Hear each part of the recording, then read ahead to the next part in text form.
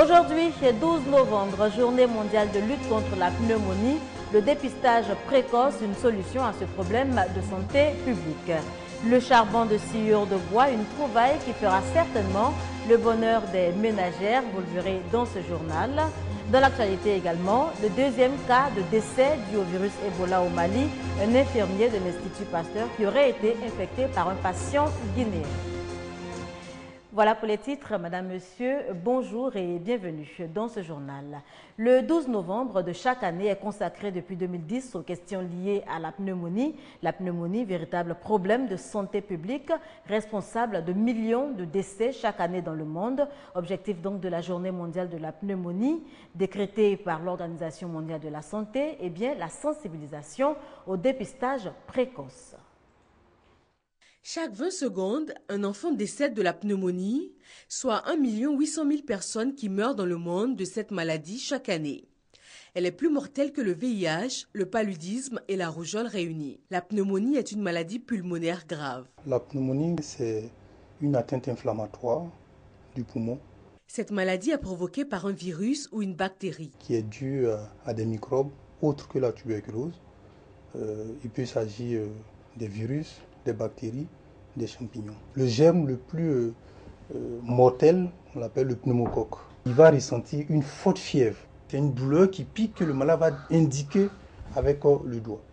Et puis la toux, ça s'installe, le malade va tousser. En faveur de la Journée mondiale de la pneumonie, cette année, l'accent est mis sur la sensibilisation. Surtout la prévention, pour ce qui est de la population, se faire un bilan de santé, chercher les facteurs de risque. Lorsqu'il y en a, il faut vraiment les prendre en charge.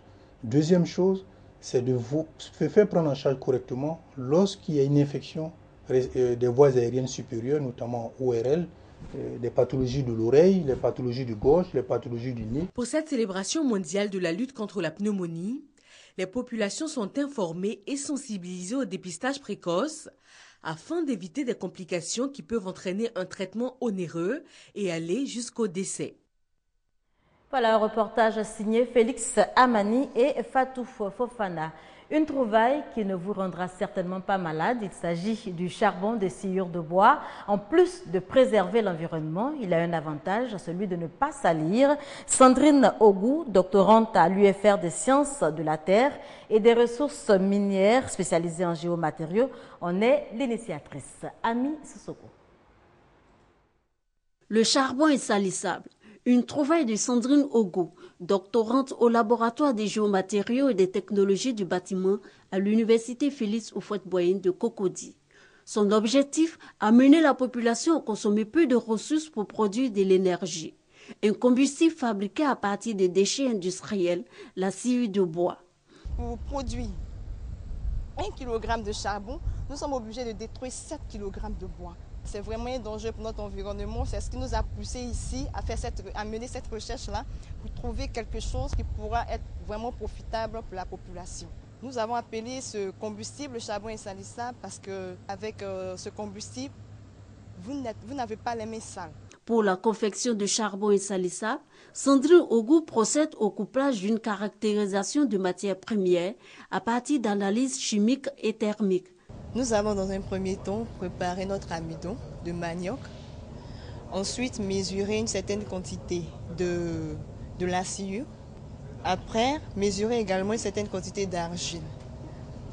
Et nous allons faire le mélange argile-sciure jusqu'à obtenir un matériau homogène avant de mélanger le tout avec l'emploi d'amidon obtenu, pour ne pas fausser les calculs. Voilà. Et le mélange obtenu sera mis dans un moule pour obtenir la forme que nous souhaitons. Sandrine Ogou compte mettre à la disposition de la population un combustible facile à réaliser ayant les mêmes capacités énergétiques que le charbon ordinaire. Cet échantillon que je vous présente en ce moment est constitué de sciure de bois, d'amidon, de manioc toujours et d'argile. La présence de l'argile va nous permettre d'emmagasiner cette énergie et restituer cela après la combustion totale du bois présent là. Et l'argile présent également permet de ralentir la combustion totale de notre échantillon, ce qui renforce la capacité calorifique. C'est pas difficile, donc cela est accessible à tous, à nos parents au village. Donc pour allumer notre charbon insalissable, on procède de la même manière que le charbon de bois. Vous constatez comment que notre combustible s'allume. Le charbon insalissable est substitut au charbon de bois, une solution pour la sauvegarde de l'environnement en vue d'un développement durable. Merci Hami Sissoko pour cette belle trouvaille. De l'animation à Fréquence 2, la radio a 23 ans. Les auditeurs de la Fréquence Jeune ne se sont pas fait prier pour célébrer l'événement aux côtés de leurs animateurs préférés. C'était un véritable moment de partage et de convivialité que nous rapporte Patricia Oumou. 23 bougies et plus de 147 heures d'émissions hebdomadaires. La chaîne thématique de loisirs Fréquence 2 évolue. Sa force, le lien unique qu'elle entretient avec ses auditeurs, en particulier les jeunes. Ici, on a plusieurs générations. On a ceux qui ont commencé, qui ont démarré Fréquence 2. On a aussi la génération qu'on pourrait appeler la génération intermédiaire, c'est-à-dire nous autres. Et aujourd'hui, il y a de nouvelles voix, il y a de jeunes gens, de vrais passionnés qui travaillent pour la chaîne et surtout pour les auditeurs. C'est un mélange. Et c'est tout ça qui donne du caractère à Fréquence 2 aujourd'hui. Fréquence 2 vise un public plus jeune qui veut se divertir. Son programme est fait pour l'essentiel de magazines et d'émissions musicales. C'est le matin déjà qui tire de l'avant donc l'ensemble des programmes qui suivront tout au long de la journée. Donc forcément que c'est l'une des émissions les plus suivies de l'antenne de Fréquence 2. Véritable observatoire de la jeunesse, cet anniversaire est aussi l'occasion pour les auditeurs de se prononcer. Vraiment, c'est une radio qu'on apprécie parce que c'est une radio qui approche les jeunes. C'est une radio qui fait beaucoup plus de proximité, qui appelle les jeunes à vraiment aimer la radio, à pratiquer la radio. On se rend dans les locaux facilement, on approche l'animateur facilement. Il faut le dire, en tout cas, notre prière, c'est que Fréquence 2 fasse encore plus. Fréquence 2 est une station de radio ivoirienne du groupe RTI créée le 11 novembre 1991. Elles émettent en FM 24h/24. Les deux chaînes de la radio nationale couvrent l'ensemble du territoire. Les pratiques de l'islam enseignées aux tout-petits à travers lecture coranique et autres jeux concours. C'était à l'occasion de la semaine de l'enfant qui s'est déroulée du 1er au 8 novembre dernier, une initiative de l'association Nasfat Côte d'Ivoire. Objectif, inculquer aux tout-petits les valeurs prônées par le prophète Mahomet. Konaté Moussa, Grâce Kandou. Apprendre aux enfants les bonnes pratiques et valeurs de l'islam, c'est l'objectif de la semaine de l'enfant initiée par l'association Nasfat Côte d'Ivoire.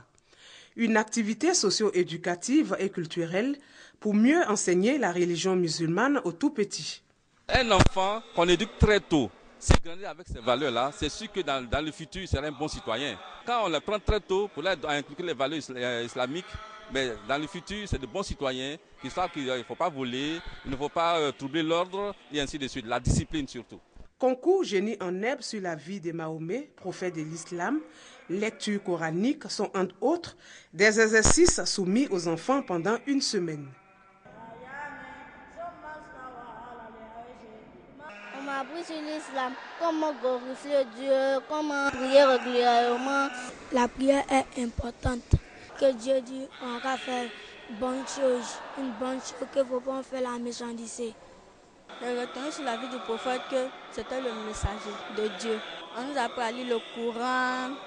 L'association Nasfat Côte d'Ivoire a été fondée en 2002. Elle œuvre pour la promotion de l'islam.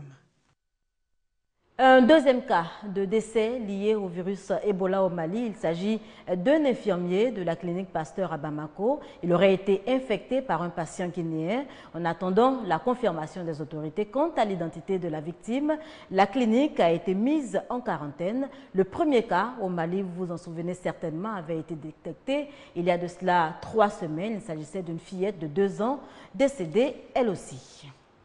Au Sénégal, l'actualité est marquée par l'interdiction de toute manifestation à compter du 11 novembre jusqu'au 5 décembre, interdiction qui fait grincer des dents. Le président sénégalais Macky Sall a déclaré dimanche à Dakar qu'aucune perturbation du sommet de la francophonie prévu les 29 et 30 novembre dans la capitale sénégalaise ne sera tolérée par les autorités. Cette sortie du chef de l'État fait suite à la décision du PDS, le Parti démocratique sénégalais et d'autres partis de l'opposition d'organiser une marche de protestation le 21 novembre à Dakar. Au nom de la liberté de manifester, on ne laissera pas quand même perturber un sommet de cette nature. Je vais être très clair là-dessus. Cela n'a rien à voir avec la liberté de manifester.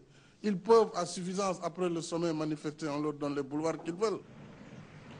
Le décret présidentiel qui interdit toute manifestation du 10 novembre au 5 décembre dans le périmètre de la capitale a été vivement critiqué par des organisations de la société civile et par l'opposition. La motivation, c'est qu'on ne veut pas que l'opposition fasse une démonstration de force au moment où les caméras des télévisions étrangères commencent à arriver à Dakar.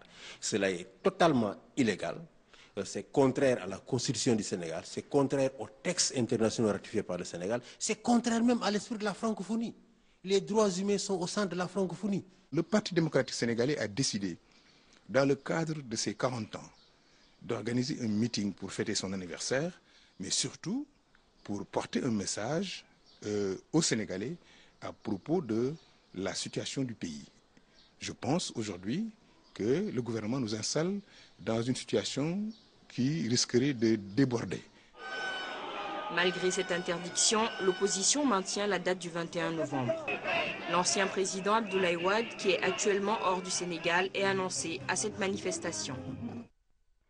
Au Nigeria, c'est l'annonce de la candidature de Goodluck Jonathan à sa propre succession qui fait la une. Le président nigérian sera bel et bien candidat à la présidentielle de février 2015. Il devra plus que jamais faire face à l'insurrection islamiste de Boko Haram, insurrection qui aura fait plus de 10 000 morts dans le pays depuis 2009. La CAN 2015 ne se jouera pas au Maroc. Décision finale de la Confédération africaine de football. Le pays est également disqualifié. Le Maroc qui s'est montré réticent quant à l'organisation de la Coupe d'Afrique des Nations prévue en janvier prochain est donc hors compétition. Le nom du nouveau pays hôte de la grand-messe sera connu dans les jours à venir.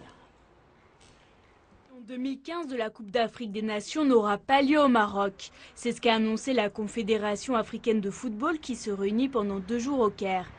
Le Maroc, qui devait organiser la compétition, voulait la repousser d'1 an à cause de l'épidémie d'Ebola. Conséquence, son équipe nationale est disqualifiée de la compétition. La Confédération africaine de football doit choisir un nouveau pays pour accueillir la CAN. Voilà pour l'essentiel de cette mi-journée. Prochain rendez-vous de l'information, 19h30.